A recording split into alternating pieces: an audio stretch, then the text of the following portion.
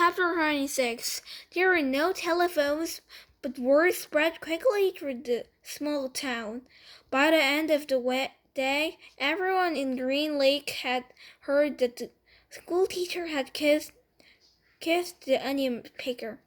No child showed up for school the next morning.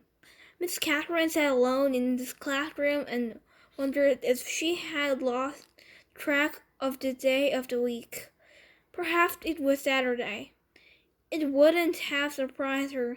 Her brain and heart had been spinning since Sam kissed her.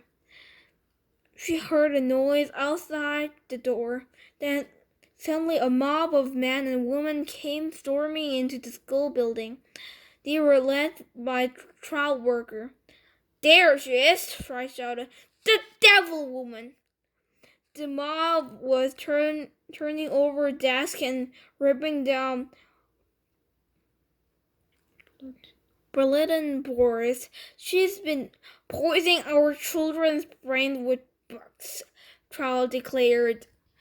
They've been piling all the books in the center of the room. "Think about what you are doing," cried Miss Catherine. Someone made a grab for her, tearing her dress, but she managed to get out of the building. She ran to the sheriff's office. The sheriff had his feet up on the desk and was drank from the bottle of whiskey. "Morning, Miss Catherine," he said. They're destroying the schoolhouse," she said, gasping her breath. "They're burning it to the ground if someone doesn't stop them."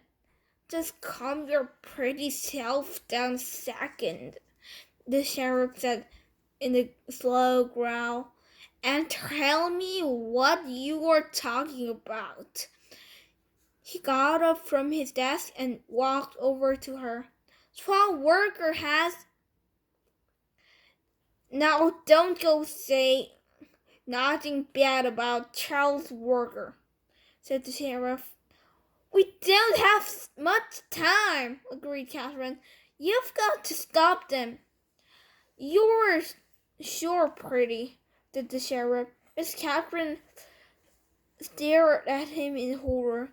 "Kiss me," said the sheriff. She slapped him across the face. He laughed. "You kissed the onion picker. Why don't you kiss me?" She tried to slap him again, but he caught her by the hand. She tried to wiggle free. "You're drunk," she yelled. "I always get drunk before a hanging." "A hanging? Who?" "It's against the law for the Negro to kiss the white woman." "Well, then you'll have to hang me too," said Catherine, "because I kiss him back."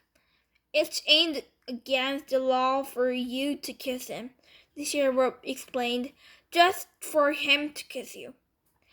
We're all equal under the eyes of God," she declared. The sheriff laughed. "Then if Sam and I are equal, why don't you kiss me?" He laughed again. "I'll make you a deal. Once we kiss, and I won't hang your boyfriend.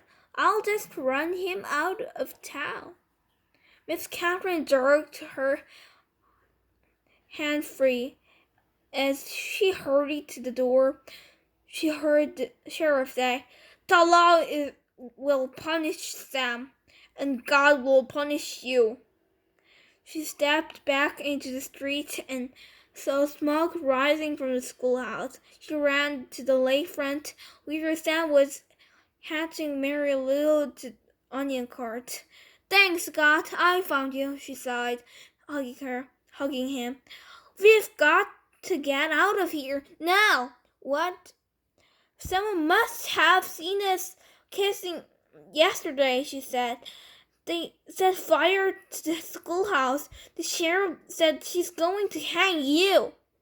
Sam hesitated for a moment, and if he couldn't quite believe it.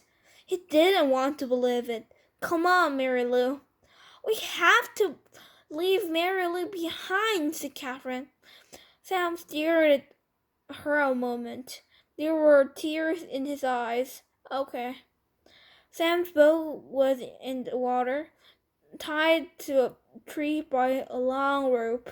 He untied it, and they waded through the water and climbed aboard. His powerful arms rowed them away from the shore. But his powerful arms were no match for trial workers' motorized boat. They were little more than halfway across the lake when Miss Catherine heard the loud roar of the engine. Then he saw the ugly black smoke. These are the facts. The worker boat smashed into Sam's boat. Sam was shot and killed in the water. Catherine Bellew was rescued against her wishes.